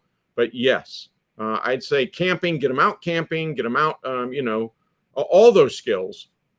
Those will serve well in One Shepherd and serve him well for the rest of his life. And then, like I said, marksmanship, because One Shepherd is not a live fire company. You need to come to us knowing how to aim and shoot a rifle. Okay. And we'll take over from there. But yep, see him in 4 years. Let me make one more quick recommendation. Look this up on your own. Appleseed program. They'll take a 10-year-old. He can go out and qualify for 22. If the Boy Scouts aren't still doing any type of live fire on firearms, that's all Appleseed does, and that would fill the void. Agreed. Yeah, and further to that, depending on where you live in Massachusetts, if you're in the Taunton area, there was a Young Marines chapter there. If you're up on the north side, Peabody area, there used to be a Sea Cadet unit there. I don't know if it's still there, but those are options you can check out. Oh, I was a Young Marine, by the way. Were you really? Cool. I'm so shocked to hear that. Yeah, I did that for, I think 8 years. I started when I was like 11 years old. Really? So, Yeah, I left the Young Marines as a gunnery sergeant. Yeah, that's cool. I didn't know they'd take you that young. That's really cool. Yeah, I believe I've got to look back, but yeah, I was a Young Marine forever. I think I only stopped because I was getting ready to go into the Marine Corps, and just doing that transition. So, Yeah.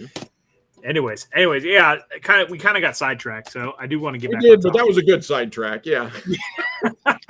Yeah, it's a good organization. If you want to get your little guys interested in the some good youth programs. So in any event, I want to go back to the topic at hand, and I definitely want to go back to Vietnam. Okay, so unrestricted American firepower. President Nixon lifted the restrictions on American bombing and just leveled North Vietnam. And that's what got the 1973 Paris Peace Accords. And I'm paraphrasing here because I don't know the exact specifics, but I remember when they launched the large, maybe it was Linebacker 2. I can't remember what they called it. Yeah, Linebacker 2 was the big offensive. Yes. It was within 2 or 3 days. Yeah. All that anti-aircraft support that the Chi-Coms and the Soviets had given North Vietnam, they destroyed it. And it was almost like unrestricted aerial dominance of American firepower over North Vietnam within like 3 days once they lifted those restrictions. And that's what got the North Vietnamese to the negotiation tables. And that's why the 73 peace accords were signed. That American firepower. So it's like we keep handicapping ourselves. And we see this. And what we also see is that the media is no secret here, completely controlled by the left. Because what we've seen is the Vietnam War is this pariah, right? All the guys that served there, are the big. If you ask any youngster today, even my generation, or they're going to have this look of the Vietnam War as a bunch of druggies and guys were all of them were draftees and all this other bullshit that's not accurate, right? And all they did was kill civilians during Vietnam. Complete, total horse shit. Did those small isolated instances happen? Absolutely. Sure. Was it the vast majority? Absolutely not. Did the American serviceman get his ass kicked in the Vietnam War? Absolutely not. But because the left has dominated the media and they painted the Vietnam War as this big American aggression over there, the history books are essentially have been rewritten to appease the left, right? Because what did we have? We had this big anti-war movement back in the United States. So in order to satisfy them and make them think that their cause was right, we had this complete rewritten history, all right? They don't want to think of the fall of Saigon leading to the Khmer Rouge taking over in Cambodia, killing millions of people, creating a Holocaust there, right? They don't want to acknowledge that. They don't want to acknowledge the boat people, all these Vietnamese civilians fleeing into the ocean, risking their whole family's lives. They just completely blot that out, right? They say that the domino effect was all fake and all made up. What happened after the fall of freaking Saigon? We saw all these Southeast Asian countries falling to communism. So don't tell me that the domino effect wasn't a real thing. We absolutely had a purpose there. The problem is the reason why that went on so long is because we restricted our own selves. Okay? We did not what we did under Nixon and bomb the living fuck out of the North is what ended that war with the Paris Peace Accords. And again, plug in this book, and I read this book years ago. That book outlines how we wanted Vietnam. The problem is that, because American, the democratically controlled Congress cut off funding to the South Vietnamese, they couldn't fight. They couldn't keep their country. They couldn't continue to defend themselves against North aggression. And that's how that all came to an end. And the same thing happened in Vietnam, in Afghanistan, guys. We won that war years ago. Okay. Yep. But guess what? It just got cut off, and we just essentially handed the country to the enemy. And now that you have all this fictitious stuff about how the American military got their ass kicked by the Taliban, couldn't be further from the truth. Yep. I agree. And, we make these countries a promise. We say, we're going to give you a military just like ours. George W. Bush said that. We are going to build an Afghan army to a Western standard. Anybody know how to do that in less than 30 years? Because last I checked, it takes about 30 years to make an NCO corps. Yeah. And on top of it, when we teach them to fight our way, what's our way of fighting involve? A whole hell of a lot of logistics. I mean, name a nation on this planet that does logistics better than us. And the answer is there is none. There's just flat out, there is none. And they get hooked on our logistics like it's a drug. And like as soon as we pull it, they can't function anymore because the flow of supplies is not there. I mean, guys, put it on a really personal level. And I know that these sort of analogies, they're helpful, but I don't ever mean to say it's an apples to apples comparison. It's not. It's trying to understand the situation through a different sort of lens. And so I'll say you have a neighbor, and your neighbor, this family lives just a few houses down the street from you, and your neighbor gets drunk, beats his wife and kids, beats his dog, and does this regularly. And at some point you become like disturbed that you're convinced this guy is gonna kill. He's got I don't know, a weapon or whatever, and he's drunk and he's smashing kids and their heads are flying open and shit like that. So you run. You decide, okay. I've stayed out of this long enough. I've called the cops. I've gotten everybody to, and I've tried to be a non-interventionalist, but you know what? The moral side of me can't watch him open up his next kid's head. So you go running towards him. He sees it. He knows the jig is up and he takes off running. So you go over there and you patch up the kids and lo and behold, look, they're not dead. They're just, skull's fractured, but I'll get them to the hospital. You get them to the hospital. She's all beat up and burnt. You get them up and they're all like, okay, now the cops getting involved and all this other stuff. You intervened. And now you're going to say, well, we can't find that guy. And, we don't know where he is. We know he's dangerous. You intervened. What are you going to do now? Are you just going to abandon that family? Because suddenly you realized, oh, this is a little scary. Yeah. That's exactly what it feels like we did in Vietnam, in Somalia, in Lebanon, in Iraq, and in Afghanistan. Seems to me we got involved. Now, again, I'm not saying we should have been involved. I'm not saying that. I'm saying the better part of our humanity said, hey, and I'm also not talking about our government. If you think, oh, Doc's talking about the humanity of the American government, they don't have any humanity. They're demon spawn. Okay, I'm not saying that. They're in it for the money. I'm talking about the American people. And when the American people say, man, this just ain't right. Look what they're doing to those Jews. This just ain't right. It's time to get involved. When we get involved, we can't just walk away and leave those people stranded. They now just became part of our family. And we have to defend them for the rest of the time, amen, if necessary. But we really won't, because those little boys are going to grow up. And in time, they'll either defend their family or they'll go find their old man and they'll do justice to him. You got to give it time. And we got involved. So whether or not we should have, we are involved.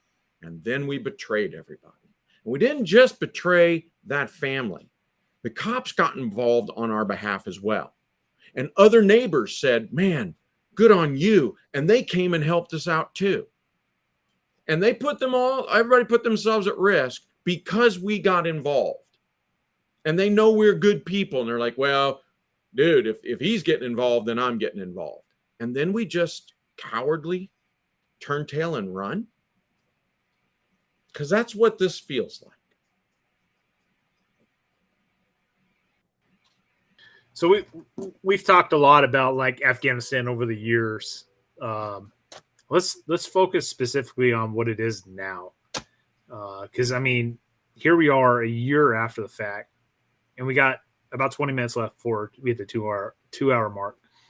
I mean, my perception is that it's no better now than it was when we first went in 2001, and it's only been a year. I mean, you literally have or had an senior Al Qaeda leader living in the capital of Afghanistan. Only a year after the fact. I mean, how is that not complete mission failure?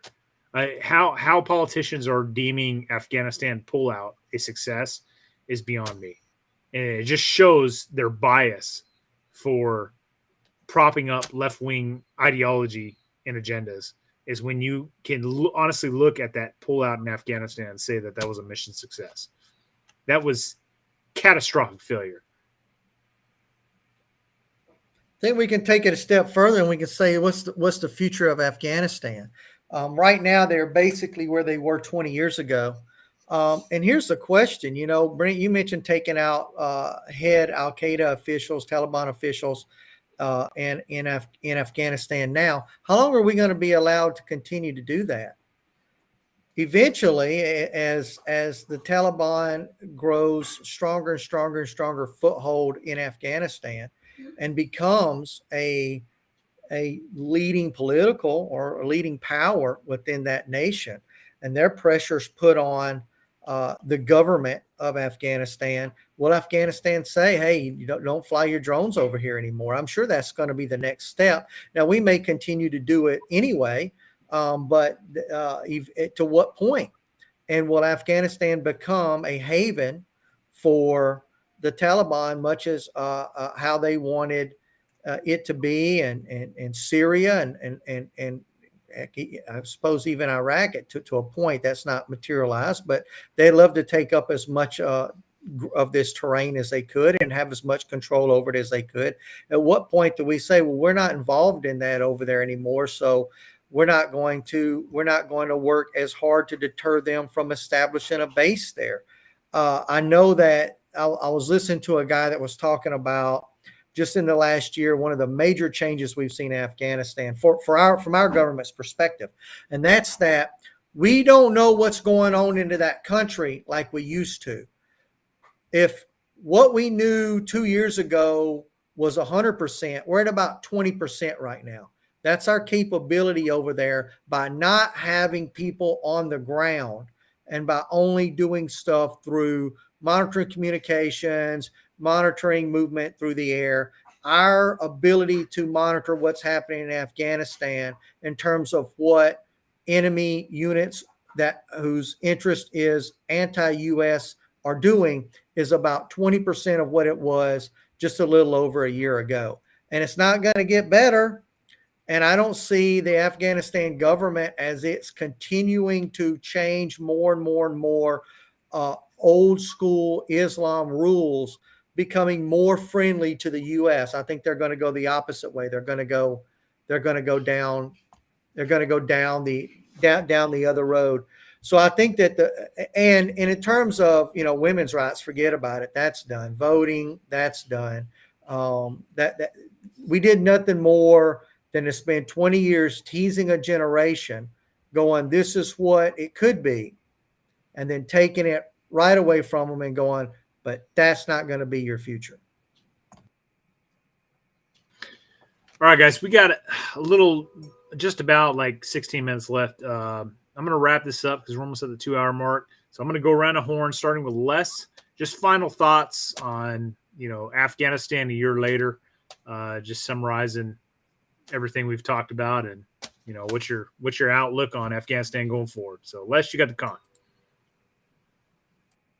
All right. Well, I guess in the simplest form, it still hurts. My nation lost a war. We tucked our tail and ran. And friends went there. Friends didn't come back. It makes you question, what was it all about? And in the end, you wonder, if we'd have stayed, would it be different? What's going on there now is not good. It's everything that we didn't want to happen. And It's a hard pill to swallow. And I'm not sure what else can be said other than that.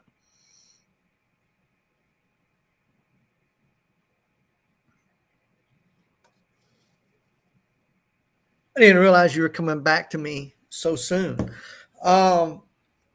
Yeah, I'm just gonna. Someone had made a comment of like going back to Afghanistan. I wouldn't say never, but you've got to forget what a debacle this was. So it'll be 40, 50 years before we could consider something like that. And then the American people have this habit of saying, well, but that's how, we'll do it different this time. It's like communism, right? It's like it's always failed, but there's always that one group going, but it just wasn't done right yet. We can do it right this time. So we have a history now of going back and nation building countries that we shouldn't be nation building in, and saying, oh, but we can do it different this time. This won't be another Vietnam. And then yet in the end, it kind of is. What is the old saying? People who refuse to learn history are destined to repeat it. Don't make the mistake of thinking that we won't be. Looking back on Afghanistan, a year after the withdrawal, yeah, I don't know how we could say it's not an utter defeat, only because we went in there to nation build. We didn't go in there to kill people. If we had went in there to kill people, we would be touting it as an unbelievable success. We'd have these charts showing every year how many Americans or NATO forces or coalition forces died, and then how many wouldn't even be on this screen. How many Afghans we managed to kill over there. Kill ratio was certainly high, but that's not what wins wars anymore. It hasn't been for a long time.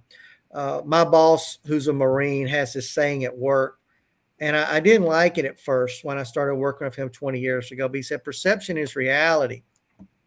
But I found, as much as I hate that statement, that it's unbelievably true, that how people see the war 20 years, 30 years later is how people see the war, whether they're right or wrong. And it goes back to what I said about to the victors go how history is told. Germany, for example, in World War II rarely lost a battle. Their kill ratio was unbelievable. You want to see the greatest fighter aces in the world. The United States, they ain't shit. You look at what German pilots did in World War II, but you know what? None of that matters. None of that sacrifice matters, because they lost the war. And now look at how we view them in the history of things. Look at how Russia views them. Look at how the world views them. Look at how even their own country views them. All those Luftwaffe pilots that went up and had 300 kills to their names, that ain't shit. They were just the bad guys. They were just evil Nazis. And it's totally dismissed the sacrifice that they made. That's going to be the case for us too whenever we lose wars. And it's absolutely unfortunate because our troops sacrificed heavily. They fought well. They rarely lost a battle. Their kill ratios were high as hell. They did everything we asked of them. But in the future, whenever someone thinks about the U.S. involvement in Afghanistan, it'll be looked at as a failure right along the sides of the Soviet involvement in Afghanistan and the failure that was. Luke Bassanani says, I hope we learn from our mistakes. A year later, we are exactly where I thought we would be a year ago. Because we've seen this before. We've seen victories and we've seen defeats. And there is a clear blueprint to defeating America. It's been exercised, as we said, in Vietnam, in Lebanon, in Somalia, in Iraq, and in Afghanistan. There's a blueprint for it. The blueprint doesn't work. Well, I'll say this, back up. The bigger picture is that Luke is correct. We need to learn from our mistakes. Okay, so there's a blueprint for our defeat. We know the blueprint. So let's learn from that and make sure we're not defeated again. And I would say that when we look at our successes, we should learn from those as well. We have a system in this country. It's a system of government that is supposed to work when it's not just rife with corruption. Ours is rife with corruption. That's why it doesn't work, because it's run by cowards and greedy, selfish people who start off with saying, I'm going to do good, and my ideas are so important that I'm narcissistic enough to enforce them down everybody else's throats, but it'll be for the better. And as soon as they get in and they realize, oh, I make $240,000 a year, you do the math, 10 years later, they're worth $12 million. 40 years later, they're worth $200 million. The math doesn't make sense. They're corrupt people, all of them. So we have a broken system. If we want to learn from this, and we'd learn that actually our system, while not perfect, while still having warts and flaws, our system's pretty darn good. And had we had a Congress, had we had representative governments that did the right thing, specifically that they put it to a vote whether or not to go to war. And if they say no, then we all go, all right, we're not going to help. We're not getting involved in this one. We may help in other ways, but we are not sending our young men and women to die on foreign lands. I'm with you. We have responsible, moral people that are voting on this. I'm with you. If those same responsible, moral people say, wow, sorry, guys, we really need to get involved in this one, then we get involved. And we have that legitimacy and we have that continuity from one regime to the next, right? From one presidential administration to the next, because there's legal constraints and restraints. And that's how we have victory. Also, we can exercise total war under those circumstances if it so fits our needs. Why? We have legitimacy. Oh, but the rest of the world doesn't agree. The rest of the world can sit and spin on our nuke if it needs to. The fact is, when we agree this is a moral and just thing, then it's moral and just. And we fight that war till its completion. And oh, by the way, that does not happen before 60 years. We have been in Korea for 71 years. So you can add about 6 years to 6 or 7 years to Italy and Germany. You can add that roughly that same time frame to Japan. When you look at those and you say, yeah, man, those are economic powerhouses. They have representative government. They're very peace-loving people. Yeah, because we stayed for more than 60 years. So that's the other thing. When you're taking this vote, hey, we're going to start this war with these people, or we're on the receiving end and we're forced into a war, are you prepared to win? And if you say, yeah, as long as it costs me nothing more than a pizza and, the next 45 minutes, you're not prepared to win. To be prepared to win, you're going to do what it takes up to and including total war, and you're going to stay 60 years. If you're not willing to do that, don't do a thing. All right, excellent conversations tonight, guys. Appreciate everybody tuning in tonight and my guests for coming on and speaking on this live stream. So if you're not tracking this live streaming that we're doing tonight, this all started because of the fall of Afghanistan. This really hit me emotionally. And I remember calling up my good buddy John with UW Gear, also Alpha Charlie Concepts on YouTube, and speaking to him for about an hour, talking about the fall of Afghanistan at that particular time. And at some certain point, I was like, dude, I know there's more people out there feeling the same way we are. We need to bring this to everybody. Like, we need to discuss this on an open platform. And that's how all these live streams got started. If you go back to our first live streams, that's all it was, guys. It was talking about Afghanistan because it started when the Afghanistan country was falling. And so this whole thing has been emotionally painful to watch unfold over the years. And I never in a million years would have thought that I would have felt how the Vietnam veterans had felt watching the fall of Saigon in 75. But that absolutely unfolded in front of me.